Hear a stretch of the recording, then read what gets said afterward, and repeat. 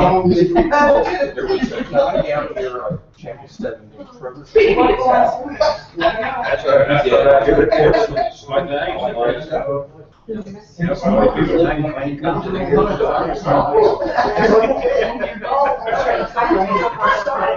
so they turn the TV on Channel 7 and he doesn't show up because it's not one of those nights he's doing.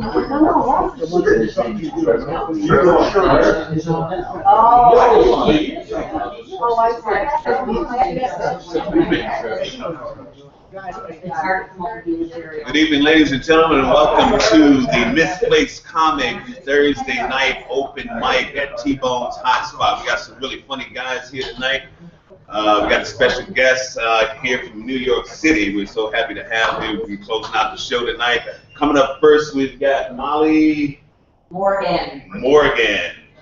All right.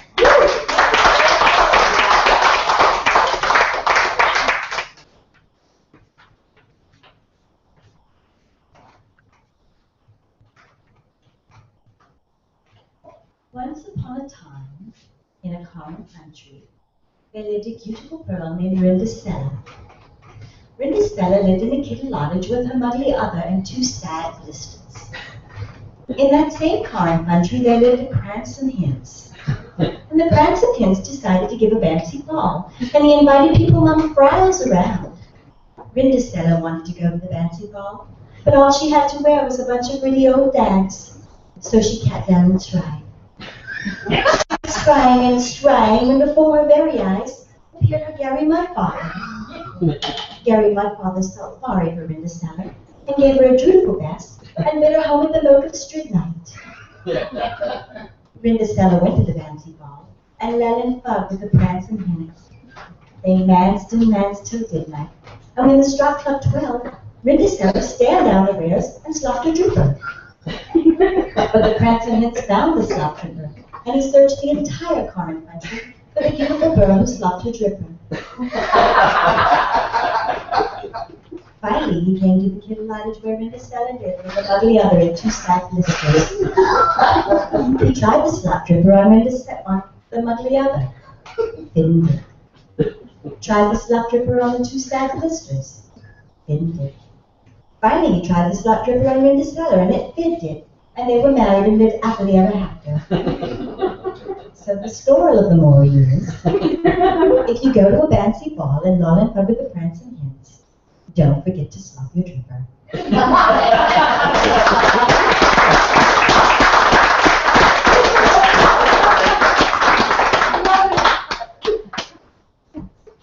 That was Molly Morgan. That was great, Molly.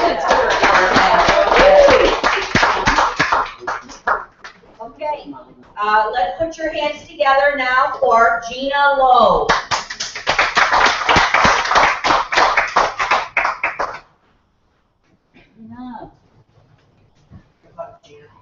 Thank you guys. See you all next week, huh? Well, how's everybody doing tonight? Good. Good to be here with everyone. And I know right away everyone's going to be saying, well, that girl up there, she talks pretty funny. And, I've been getting that most of my life. People say, well, where you from? You from New York? You from Boston? Where you from? I said, I'm so far out of here, man. I'm like, not even of this country. You got to go a lot more south than that. I'm from the Bahamas. That's where that funny accent comes from. I'm not Canadian. I'm not from Boston. And, the funny thing is, I came to the States to go to school when I was 14 years old. This one like to blow my mind, okay? I go to this private school. I have to wear this polyester uniform. I know that's back in the day, okay? Because I'm 54 years old, so, that's polyester. And they were like, well, where are you from? I'm like, well, I'm from the Bahamas. But I thought everybody down in the Bahamas was black. I'm like, yeah, I don't know how I got out of there the way I did, but, I did manage to do it somehow. Well, the other question is, how come you ain't wearing no grass skirt? Well, that's another good question. wear this polyester uniform of yours here at school, but I got me a couple of them home right now hanging up in the closet, and a few of them is out being mowed. I don't think they caught the sense of humor in that, or appreciated it for that matter. So now that I've clarified where I'm from, why I have the accent that I do, let's get on with the show, okay? I want to tell you about a little bit about my culture. But before I go into that, I want to tell you a little bit that's more closer to home, and that's about my mama. Now, you probably noticed I come up here with these here signs, okay? And I'm going to explain them to you as best as I can, all right? So, let's get started. Now, my mother is not known, okay? She's not very well known for being able to say big words, okay? Just has a real problem saying big words. So, one day I'm sitting there on the couch with her, and she says, I need to see if you could maybe take me. I got a doctor's appointment, and I want to see if maybe you could drive me. It's up in Tampa. I'm going to have what you call a colonoscopy. I'm like, you're going to have a colonoscopy? Well, you know I had what they call a colonoscopy before, but I sure never heard about no colonoscopy. Is that where you get something done in your colon, and after you get it done, they give you a trophy? Because I sure didn't get one when I had my colonoscopy. So, you know, I like to tease my mom a lot, so that one was a pretty good one. Now, this next one here, this is a beautiful one. This is beautiful. She says to me, she says, I feel like I'm coming down with a cold or something. I don't feel too good. You know what? They say if you take that stuff, oh, what is it called now? I don't know. I can't remember the name of it. Can you remember the name of that stuff? I think they call it euthanasia. I'm like, well, Mommy, I ain't too sure that's what they call it. I did heard about Dr. Kevorkian and all that euthanasia, but I think that's more of a permanent thing. I think what you're trying to reach for here is actually echinacea, which is a little flower, and that's what you have. But if you go to this euthanasia stuff, I don't think you got to be worried about getting sick no more. That's fine. So that's another one of her famous words right there. So colonoscopy, echinacea. Now this next one here, we're driving along in the car. And she says to me, she's looking, and she's like taking her finger and rubbing it along the side of my face. I'm like, what's this woman doing? You know, she says, I don't understand. Why in the Lord's name your face is so porpoise? And I said, you know, this woman is bad, but she can't even say porpoise. Mommy, what? Honey, it's porous. It's not, I don't have porpoises dancing all over my face. Come on now, you gotta do better than this. And the last one that I love so much, my cousin is a lawyer up in Tampa, and she said, I'm getting pretty worried about Karen. She needs to have someone, she needs to hire someone in that office. You know, I don't know how she's doing it. She really needs to think about hiring a paraplegic. And I'm like, well, you think a paraplegic could maybe help her out? I don't know. I'm sitting there kind of thinking to myself, you're going to have to put in ramps, and you're going to have to put some things in the bathroom. Not that I'm not saying anything against paraplegics, but I think maybe, Molly, what you might be meaning to say, Kathy needs to hire her paralegal.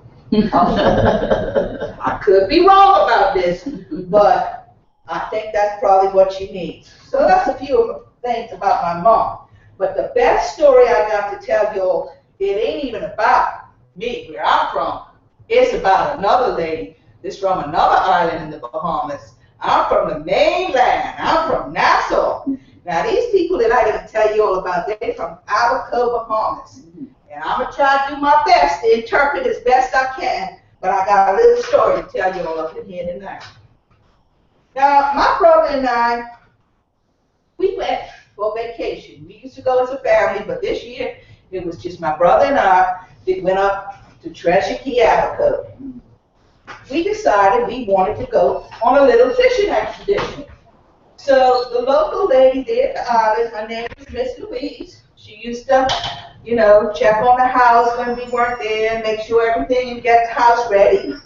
So I says to my brother John, I said, why don't we go ask Miss Louise and Captain Bobby, who is her husband, who's a charter boat fisherman. If anybody gonna know where the fish are on this island, it's gonna be the two of them. So we go on down there to Miss Louise. We get there, knocking on the door, knock on the door. She come to the door. She's like, come on in, child. Come on in, child. Come on in. Now, child is child, okay? Child, come on and sit down, sit down. So she goes to sitting down. She get down in her chair.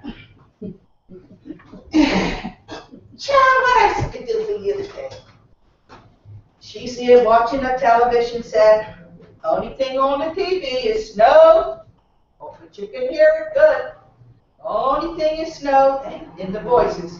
She says, Charlie, do you watch the stories? The stories on Days of Our Lives, Guardian Life, and so forth. I said, well, Miss Louise, no, I don't watch the stories that much. But, you know, you go right ahead. But the reason why my brother and I are here is to ask you where we can go fishing. Charlie, let me think about this 1 minute. Let me think about this 1 minute. I know right where you can go. There's a place, when you leave my house, you're going to leave from here and you're going to go that way. And I'm thinking to myself, okay, I got that part down. Now, she says, once you turn that way, you got to keep going down the road. You have to keep going down the road. And you're going to come to a place where there's 3 clumps of houses. 3 clumps of houses. I said, okay. Now, I'm already lost from when you go that way. That's all right. You come to them 3 clumps of houses. Charles, that is where it is. You're going to keep going past them 3 clumps of houses, and you're going to come to a big red drum on the side of the road. A big red drum. That ain't there it is. You're going to keep going up the road a couple of, maybe about a half a mile or so, and then you're going to come to a place where you see some engines. And I don't know what kind of engines they are. They, you know, it's on a dry dock. The engines are on a boat on a dry dock. That's where you're going to turn. Well, Charles, then you turn there, you can drop your line in the water, and you can catch all the fish you ever want to catch. But to tell you the truth, you could walk right out here in this front door and drop your line right here in the water here and catch all the fish you ever want. I look at my brother, he looks at me, I'm thinking, I hope he got these directions down. Because I am already lost from the minute she opened her mouth to give us the directions. So he looks at me, I look at him, and we're like, you mean you sat here, hear about stories, and all the rest of that for about 45 minutes, and we could have gone to fish right outside the front door. I said, well, thank you, Miss Louise. I appreciate them directions very much. And you have yourself a good day. Thank you.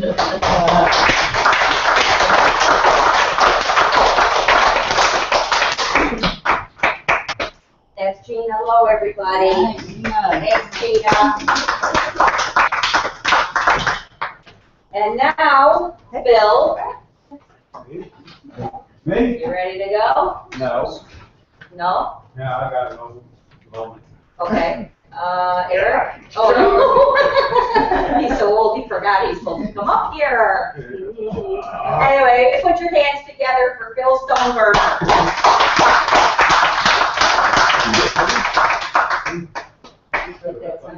Yeah.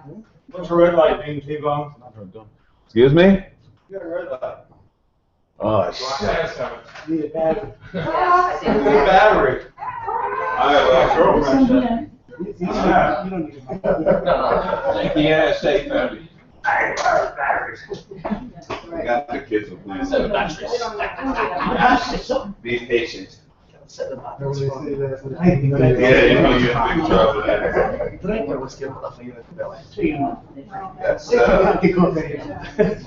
No fatty feet when you actually. That's little fingers. No holy water, no dip yourself. The water's not what it says. Cross by all that fish. I know what I'm saying. no. They drop the flash. Oh, yeah. So I never go down the bottom. Sure you can. It doesn't go on. My wife cooks potatoes out of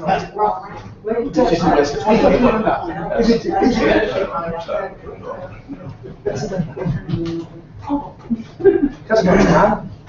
One thing, you must be old. All right, he wants to send everything. It's like, What? Why do you make you sit there? because that's what You like your neighbor mic? You need a mic here? Yeah. No, sorry. Hi, everybody. Hey. My name is Phil, and I'm an alcoholic. Wait a minute, that's Monday night. So, you know. Forgive me, sometimes my mind wanders. It just doesn't come back. But it's okay. You know, because when it wanders, I go in my own little world, and everybody there knows me. One of the things I found out about getting old is my wife starts saying to me, "At your age." I'm like, I've never been this age before. I don't know how to act. And then I noticed that people start to lie to you. You know, they'll say stuff like, I met a friend of mine from Facebook that I went to high school with. I said, well, Phil, you haven't changed a bit. Really? I look like this in high school? No wonder I couldn't get a date for the prom. Then they say stuff like, well, you gotta meet Sally. She's 80 years young. Hell, maybe I should have asked her to the prom. But anyway, when you get old, there's about 4 things that you worry about. And the first one is finances. You know, you just don't know if you got enough to last. And evidently, because of, well, I'd like to say it was Bernie Madoff, but it was really gambling, booze, and drugs. That took all my money. So anyway, my wife said, well, you know, you need to go get a job. And I said, well, you know, I got that adult ADD, and I don't know if I could get anybody to hire me. She said, no, you don't.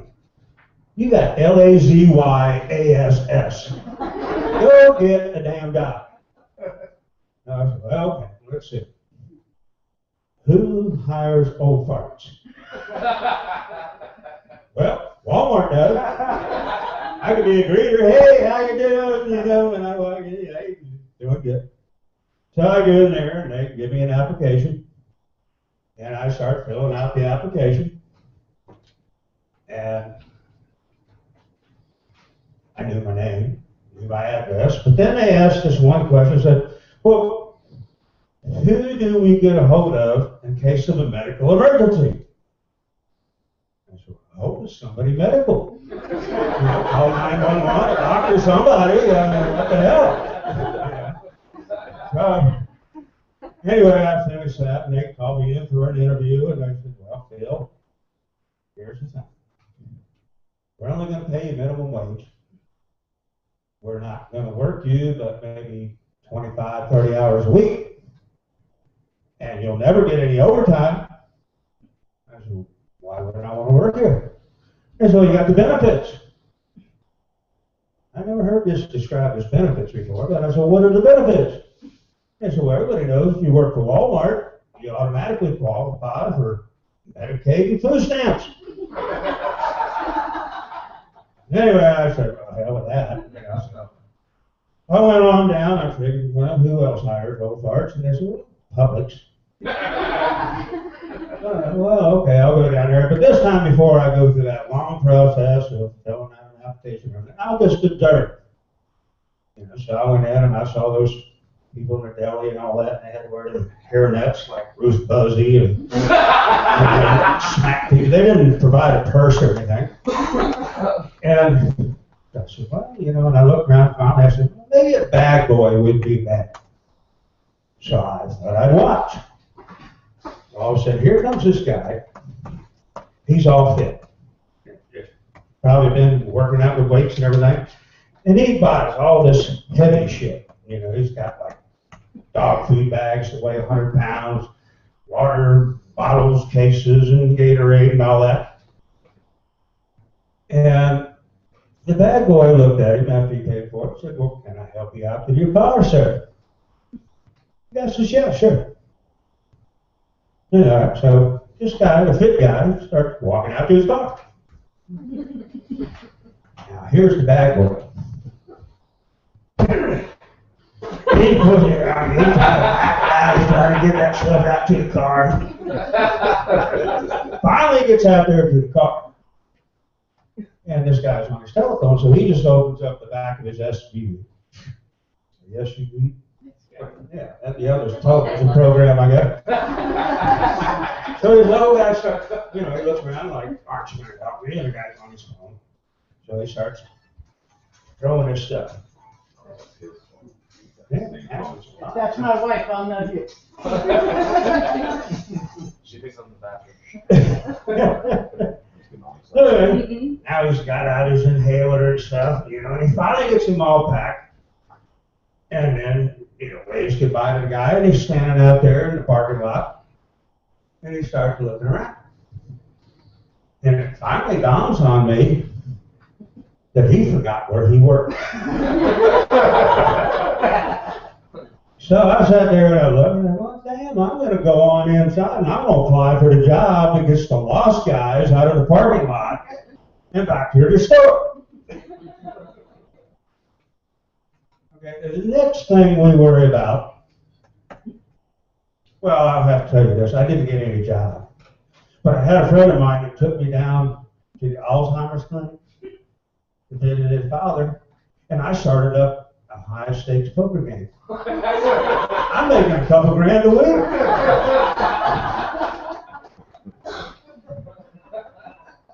Anyway, the next thing we worry about is our health. You know, and you know, getting old's not for sissies. You know, the first thing you get is the AIDS. You know, like hearing aids, sexual aids, band-aids, you know, all these AIDS things. I sat there and I said, well, T-Bone's always yelling at me about not being able to hear properly, so I'll go down to the doctor and see if I can get you some hearing aids. So I got some, I come back and, hey, T-Bone, I got some hearing aids and I can hear a pin drop now. He said, really? Well, what kind is it? I said, oh, well, about 715.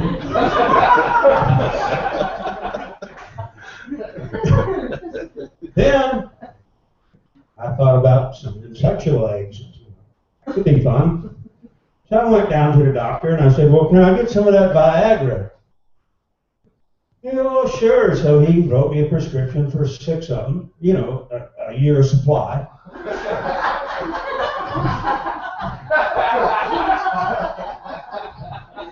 And the thing was, I went ahead and I took one, you know. My wife, she's like, ah, and I'm like, you know, and I take this thing, and it gets stuck in my throat. I had a stiff neck, and it did last longer than the 4 hours. The other thing I'm kind of worried about, I don't know other people if it happened to them, but maybe y'all could help me. I lost my butt. I don't know when it happened, but somewhere there, I just got a hole in my back now.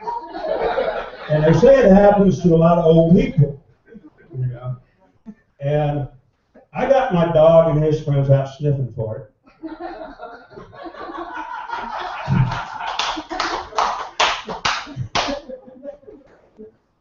And speaking of butts,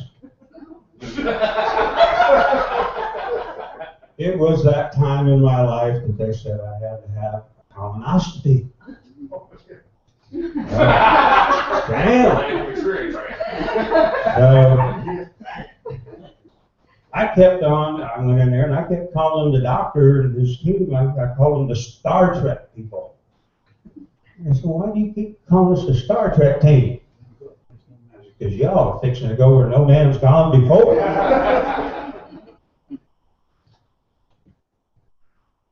That reminds me of one other thing that had happened. I was only about 2 days old and they gave me a circumcision. You know, I couldn't walk for almost a year.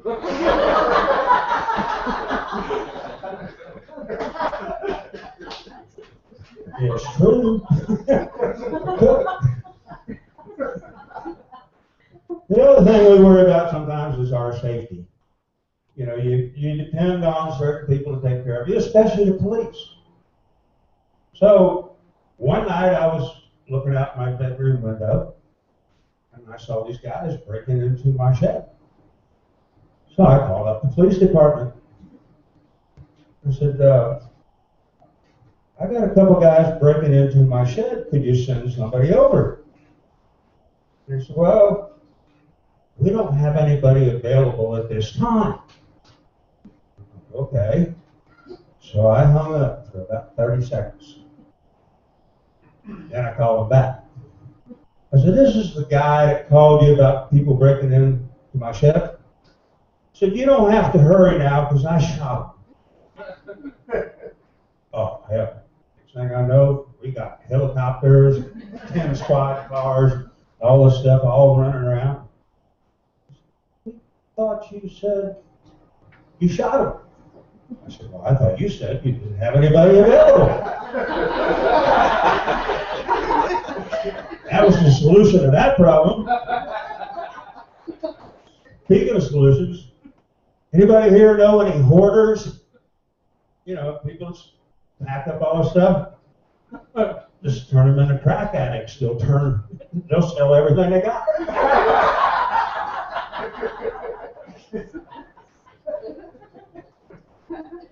How many things was that? Finance, health, security. Oh, finally, I guess I had to get ready for the big one. You know, when you get older, you got to think about dying.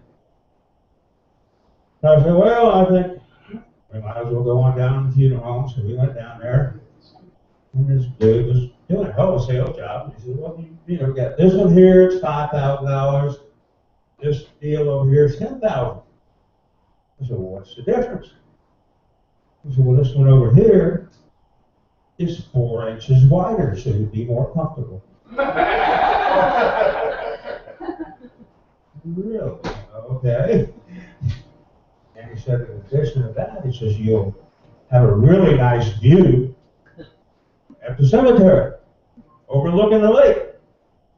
I said, what, do I get a periscope with that?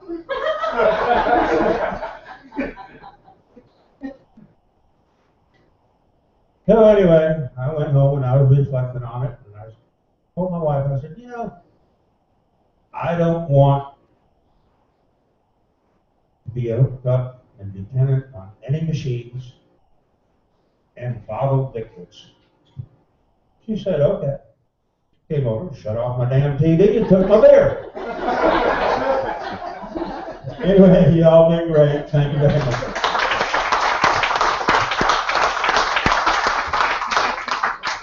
Bill Stoneburner, everybody. Great. I would like to welcome to the stage my very good friend, Eric Dunn. Shut up, you got my name. Boy, am I happy to be here. Actually, just happened to be out of the house. You should go on Have next. children. I mean, you can go next if you want to. 3 of them. Before I had kids, I didn't really like children, and now that I have them, I still don't like children. Hell, I have to negotiate them to get them to do anything. Walk out in the living room just the other day, and I said, well, what the hell is this mess? You need to clean up the mess, get off your butt, and clean up this mess. He goes, how about some gums? You can't negotiate with me. I'm the adult here. Next thing you know, I'm cleaning everything up, putting it on the channel that they want, and I feel like less of a person because of it. Sucks. The worst one is the baby. She's 2. She's 2.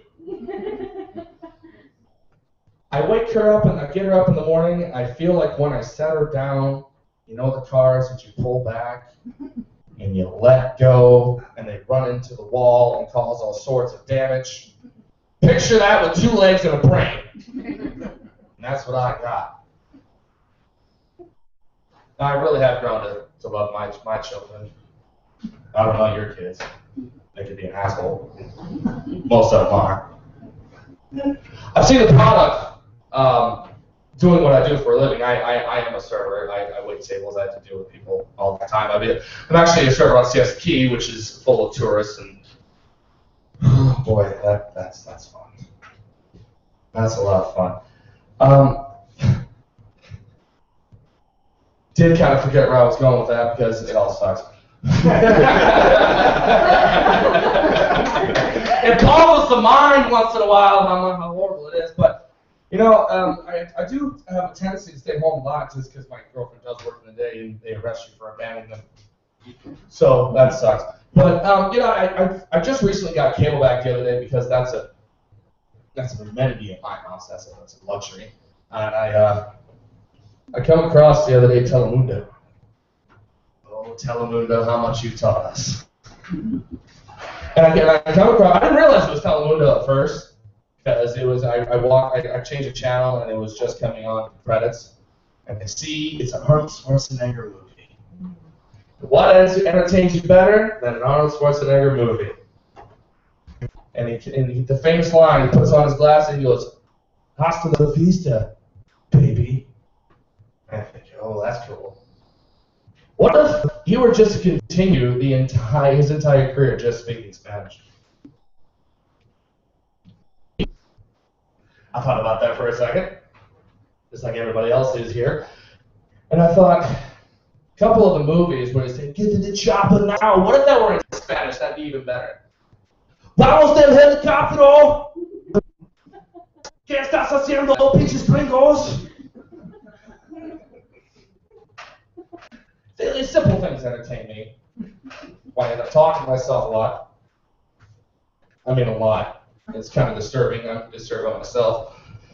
You know, I do find myself talking to myself a lot in public, and I don't realize that I'm doing it until somebody who's got the balls such as this greaser over here is saying, "Dude, who the fuck are you talking to, man?" And it catches me off guard every time, so I don't realize I'm doing it. And I start thinking, you know, those people who walk around with the Bluetooth in their ear, and you know, first of all, you see the people walking around with the Bluetooth, and they're talking to the people, and you don't see it, and then just scream something out at the person, especially if they're mad. "Why do you take the trash out?" I had a friend who had that Bluetooth in his ear, except for he never got any phone calls. So he just looked like he had a tumor hanging out his ear. So, I always made fun of him for it, and he always tried to justify, well, what if I do get a phone call? Answer your goddamn phone, pick it out of your pocket for a second. And I decided to play a prank on him. I memorized his phone number, borrowed another friend of mine. We were at a bar, you know, fine.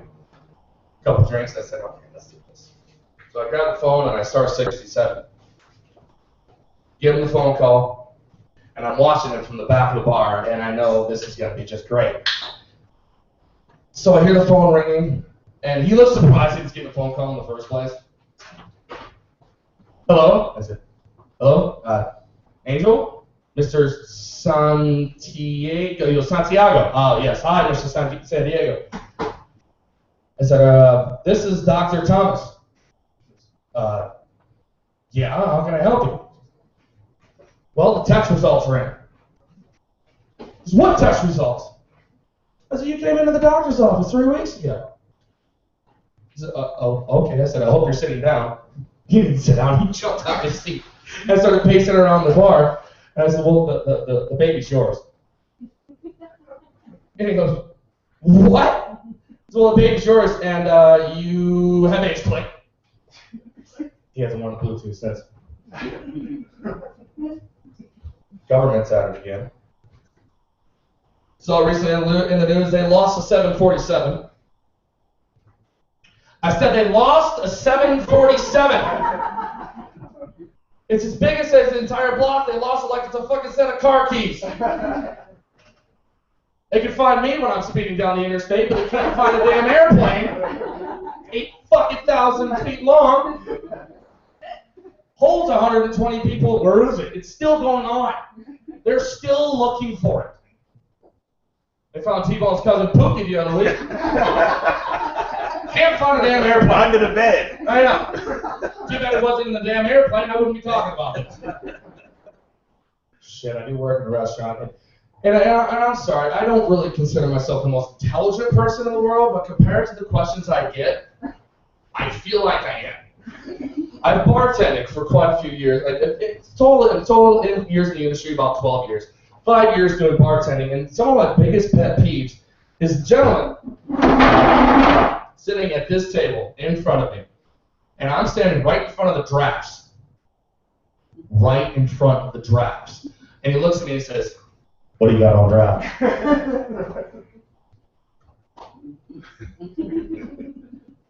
Can you see it now? Okay, fine. This big blue one here, 1.5 foot tall with the big letters on it, is Bud Light. And he didn't appreciate the sarcasm, but I had to prove a point. So then I started, treating like a regular person and described every draft. I had 24 drafts from all different countries: England, Germany, Ireland. Explaining all the different tastes and flavors that come out of the beer, and he goes, I'll have a Bud Light. Took everything I had, not to say, fuck. All kinds of dumb questions.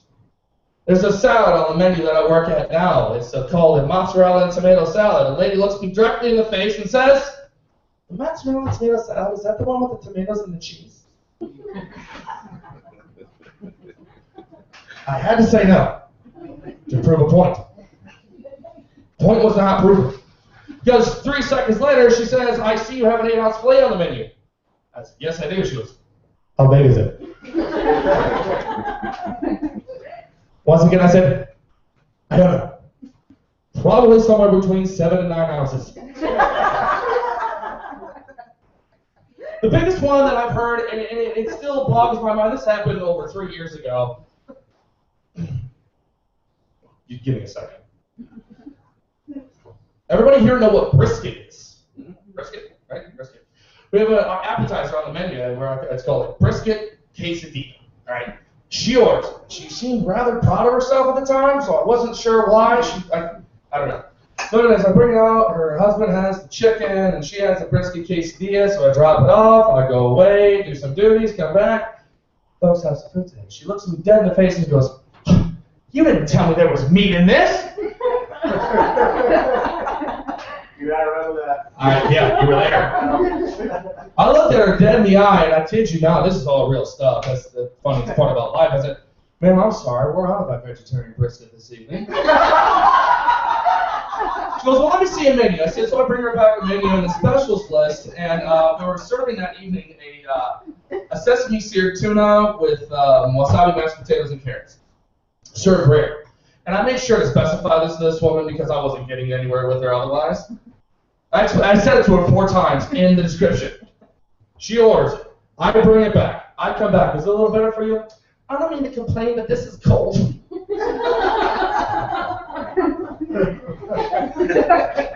And they call it stupid in the South. Back to my children. They make me feel retarded every single day. The little one can navigate through an iPhone better than I can. It is a true story. But try to take it away from her? You ever try to take anything away from a 2-year-old? I hope you have about 15 minutes. I am fully armed with 2 hands and 2 legs. You try to get something away from a 2-year-old with one thing? You look like the flailing inflatable tube man. And she's sitting there going, mine is mine. One hand, and I'm sitting there looking like I'm trying to wrestle a greased pig, but I can't find the goddamn pig. Wrestling it. And then she hands it to me and just looks at me and smiles. Hi, Daddy. Screw you. You shit chocolate-covered squirrel, and I have to clean it up. Nah, I surely do love my children. I love people. That was a lot. Anyways, thank you very much. Have a lovely night. T-Bone's Hot Spot, everybody.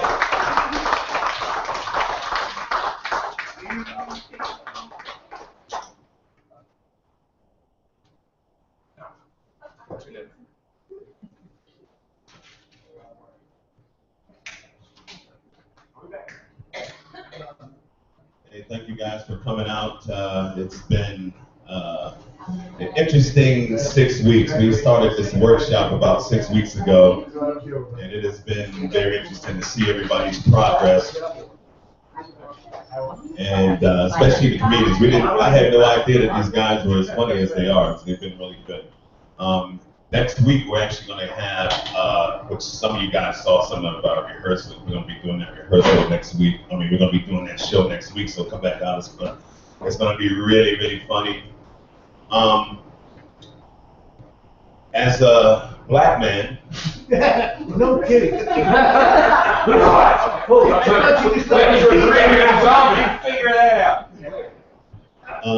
Who owns a coffee shop? I do own this place. I'm kind of into oxymorons. You know, like jumbo shrimp. It's a little big. That's what she said. It's a little big. That's what guys always want to hear. It's a little big. A little pregnant. Don't want to hear that. Let's see, military intelligence. Wow. Equal opportunity.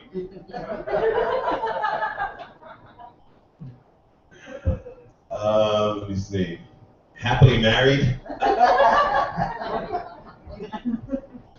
No, but I love marriage, man. It's cool, but I can't imagine a bunch of guys sitting around the table going, you know what, man, here's what we're gonna do.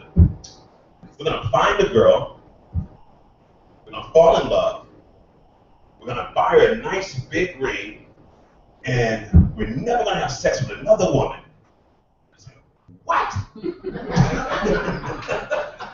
I know a guy didn't think of that. That had to be a woman to put that thing together. But you know, marriage is cool, man. You know, my wife, I found the secret to being happily married. It's an oxymoron. Is that she's always right. You know, she sleeps on the right side of the bed. She even found a way to get to work making all right turns. Yeah,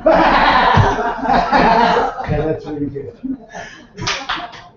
And you know, they say that you know, and you got to work on marriage. You got to work on it. Sometimes the magic kind of, you know, wears off, and you know, you got to try to do stuff to keep it alive. And so, I'm in the den watching porno.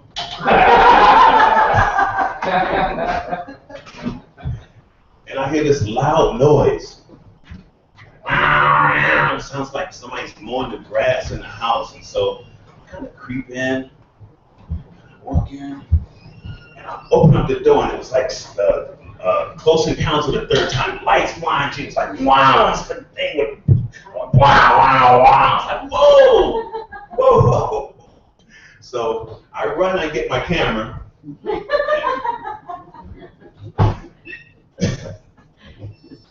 And I come back and she said, damn it, I was almost there. Almost there? All that and you were almost there? That's an oxymoron too, right? I was almost there. It's like, well, you know, maybe your vagina's dead. And then she said, well, maybe it is, so why don't you give us a mouth-to-mouth resuscitation? Why is everything black bad? You got Black Cats, you got Black Magic, is it Black Monday, Barack Obama? You know, I'm sorry. I have a lot of time on my head, so I sit around and I think about shit. Literally. It's like, why does some shit float and some shit sink to the bottom of the toilet? That's some heavy shit.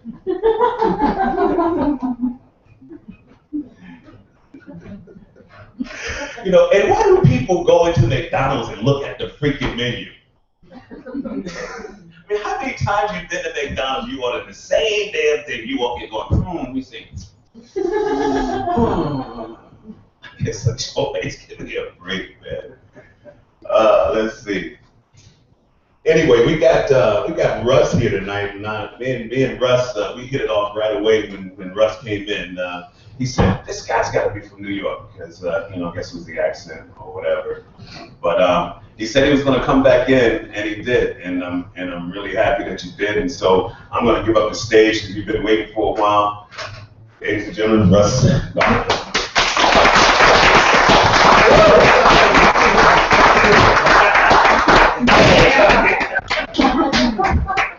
Hi, it's me.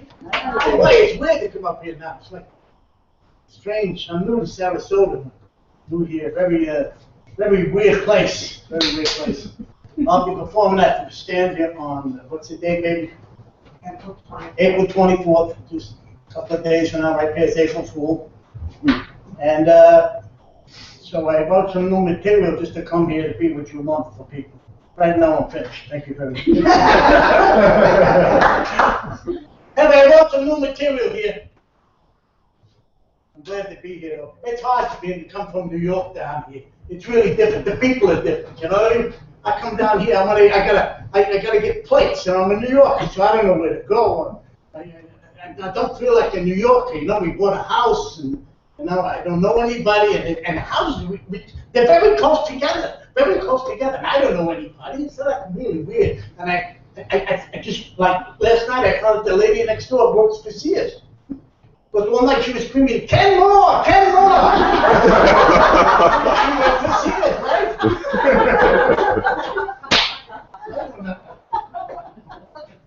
But keep that joke. I forgot my glasses. I swear to God. I had to buy my watch, so I stopped having my period on stage. Sorry.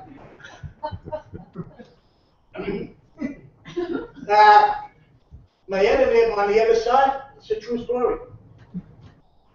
I'm standing there and I see some guy come knock on the door. I said, I don't even know the lady's name.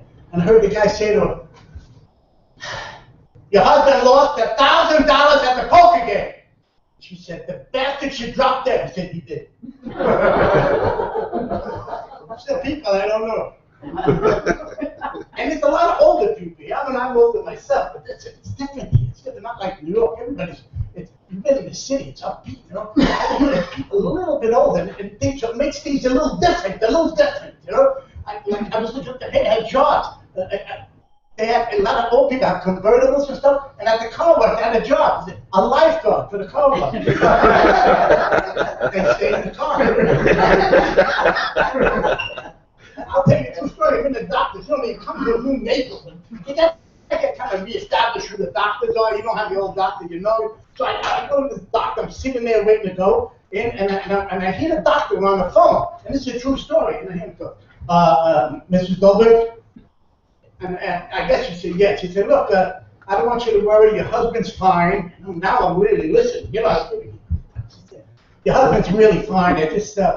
I'm going to ask you a couple of questions. He's very healthy, but he said to me that he has a strong relationship with God.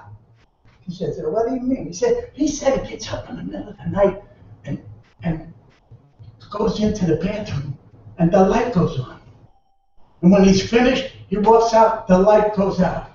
He says, he's that close to God. He says, well, he's a good religious man. So what did he used to do? He said, he used to go and the bathroom, the light would go on by itself, and he'd leave, and the light would go out. She goes, oh my God, he's peeing in the refrigerator.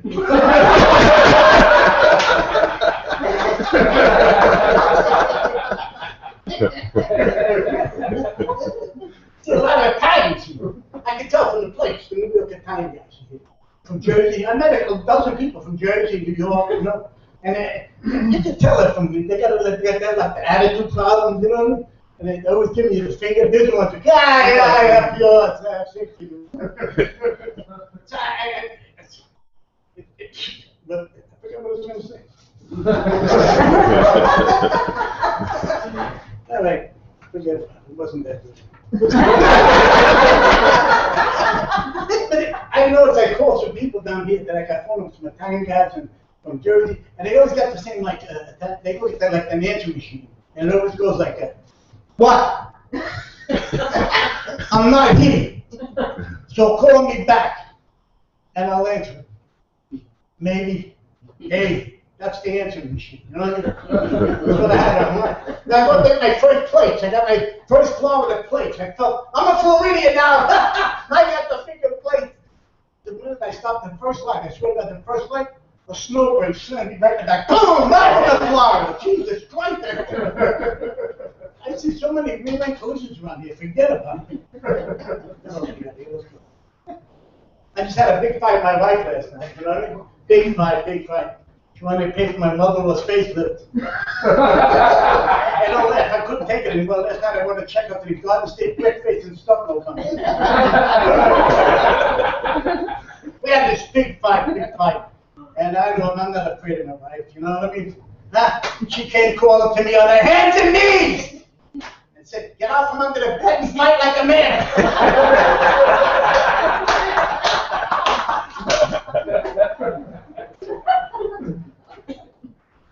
I ran into a lot of people from New York. I ran into my old girlfriend. Oh my God, is she a beautiful girl? She was skinny, man. I'm telling you. She went to medical school as a skeleton. Yeah, she was really skinny. She went to the library as a bookmark.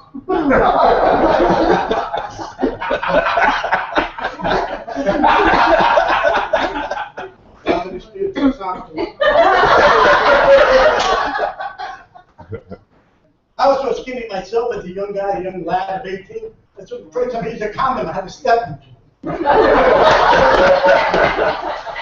it. But she gained weight. I don't know if she gained weight, but she got more rolls on her than anything. You know what I mean? The bad joke. Throw that one. Yes, you don't know it's a testicle. Okay. Oh, I was talking about beaches. I'm from New York. All right. New York, we got beaches, but you don't have it like we got. We have this big thing. I don't know if New York has this big thing. They do this thing, hospital waste washing up on the beach. Yeah. It's a big thing in New York. I mean, I wanted to go to the beach, you know, and I take the family down to the beach. I got signs, I swear, signs. Warning, hospital waste washing up on the beach, you know what I mean? I'm walking to the beach, I'm stepping over syringes, you know. Christ, I finally get in the water, you know what I mean? And I'm floating in the water, a little cold, but it's okay. It's not like here, it's nice. Well, in New York, it's like ice, you know what I mean? But, you know, it gets the gentleman part, you know what I mean? I'm hopping like one of those girls on the Oprah Winfrey show. I should have won something, you know? It's true story. I don't know what I'm floating. I'm relaxing. I'm communing with nature. You know, I'm seeing my toes. And all of a sudden, you know how your head plays true? I hear a ding from George. I said, oh my God, don't stop it, Russ. You idiot. I take a look. I couldn't believe my eyes. A great white was headed right for me. I started thinking that, oh, it wasn't a shark. It was a bedpan. Hit me right in the face. That shit all over my head. Next page. Hold on a second. Don't talk and I'll come out. I know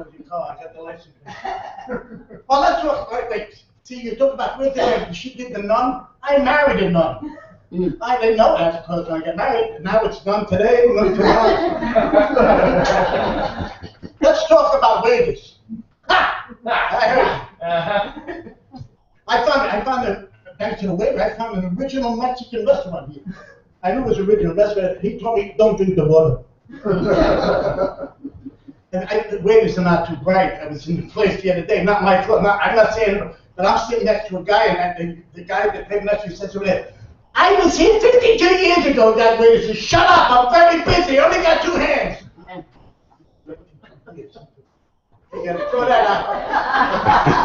Let me let that out.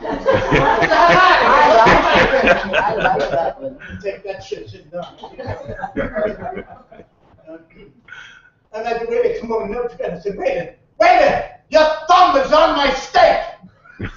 He said, what do you want me to drop it on the floor again? I'm at a straight out of the kitchen. You know how to straighten out a restaurant? It's an old joke. I know it's an old joke. You think I don't know that? I'm going to sit over here. Tom said I got a hard stool.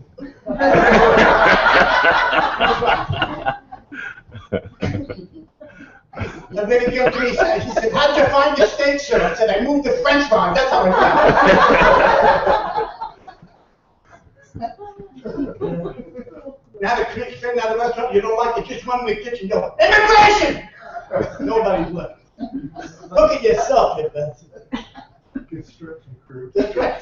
I always had trouble with waiting. This is a true story.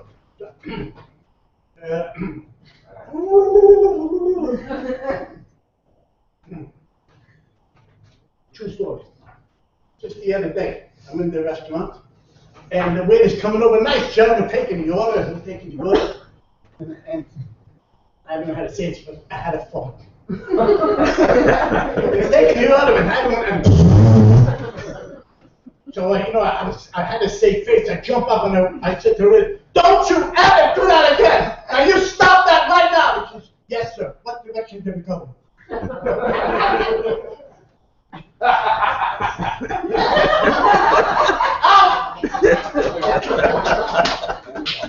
Hey, I'm going to talk about what this is talking about. This is really serious. I've got to put my pants in.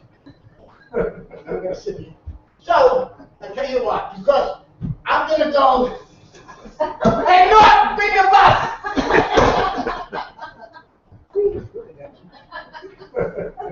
Hi. So I'm going to go to the Van Wezel. How many people here have been to the Van Wezel? You've been there? Been to the Van Wezel. Yeah.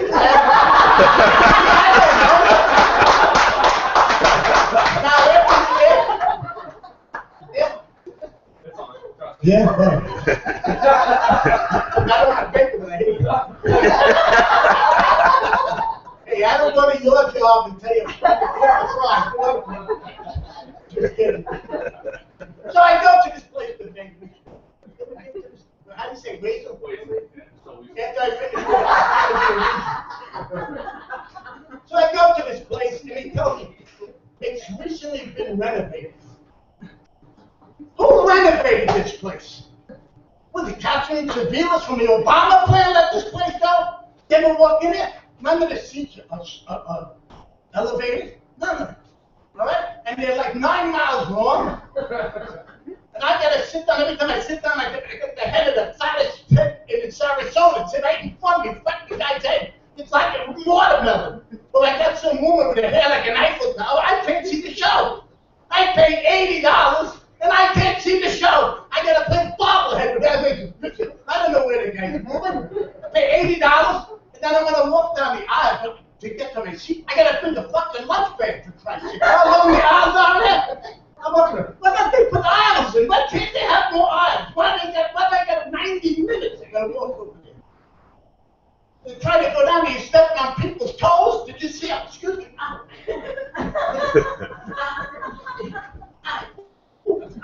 sorry. Boy, the Jewish guy went, oi. I said, I'm sorry, I didn't eat it. Got an old lady behind me with a cane. Come on, honey, all right, lady. All right. And the guy goes, my bunion. I said, it wasn't me, but the old boy behind me with the cane. And then he goes, like, oh, you coming off? And I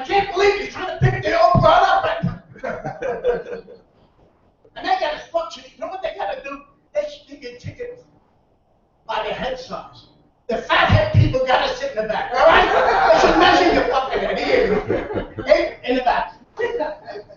Unbelievable. Right. You see how emotional I get? I'm an emotional guy. You know what I mean? And then I had to go to the bathroom. It's like the worst thing in the band is you gotta take a pee halfway through the show and you gotta walk out that aisle. Excuse me, pardon. You got that. No, I'm trying to make it to the bathroom, but by the time I get down to the freaking end, I'm dripping in my pants. I'm doing the pee dance. Excuse me. I'm sorry, I gotta go, all right? So I got so pissed off that I took my wet skivvies and I hung them on the marquee so people could see what happens here. But it did have an effect. And from now on, I heard that for every ticket you buy, you're going to get 3 packages of pens so you can make it to the freaking bathroom. How do you know you're getting older? Then I'm getting autistic. I knew from my friend back there. How do you know you're getting older? You got to look for the signs. Now, the first time you know you're getting old, you go to reach something. You look like a friggin' trombone player. What the heck is this? Can you hold that over there? How do you know you're getting old? You used to wake up every morning with a wet dream. After 40, you're just glad to wake up. The other night, I woke up, the bed was sopping wet. I'm going, yes! I still got it. Turn up the roof was leaking. How do you know you're getting old? I got a call from the doctor. He said, Russ, you're at that time now. It's time to check your colon. I said, how do we do this? He said, don't worry.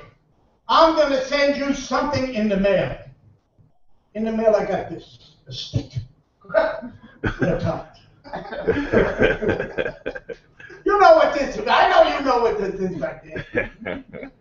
I said, Doc, what do I do with this? He tells me, get this.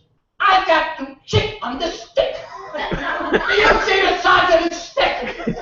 I'm there for 3 hours. I can't get the freaking thing. My legs are cramping. I can't stand up anymore. I finally hit the stick. I'm dizzy already. I said, Doc, I hit the stick. He goes, good. I said, what do I do now? I don't want to drop it. He said, smear it on this card. And mail it to me. And I'm thinking, what about the poor mailman? This guy that be walking around with, hey, son, I can shit in my bag. True story, got lost in the mail. I figured it wound up in the Village, you know, in New York, and some gay guy goes, oh, a love letter! I'm like, goodbye.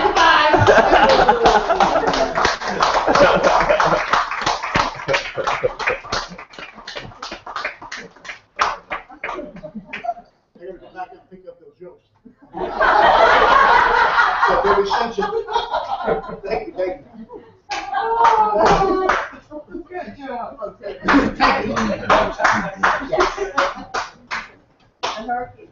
Ladies and gentlemen, that's Mr. Russ Gardner, straight from New York City. You can catch him at Constantia on August 24th? April. Oh, I was going to say, you need time to get your show together? It's not Sharon. He has to call him saying. Oh, yeah. See, my name is Russ Sharon. Nobody can pronounce my name. So I'll be leave it out. We'll be back. On the road, we talk. Not Ricardo. Ricardo, not Ricardo. I'm not Mickey Ricardo.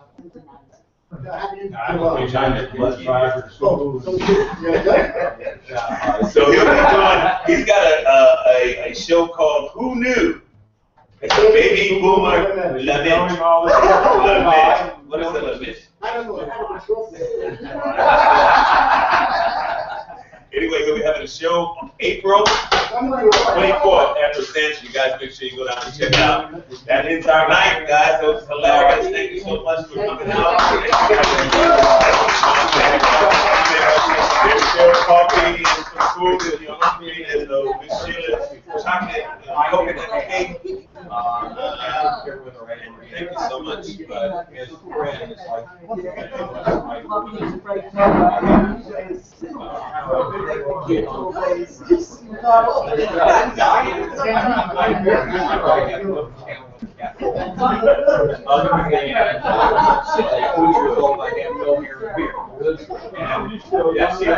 That's the only thing I got. Oh, they're looking to die. I'm just going to get up here.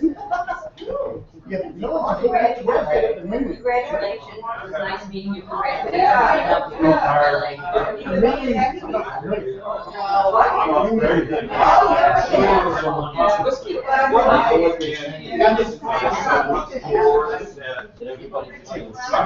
couldn't help it, man.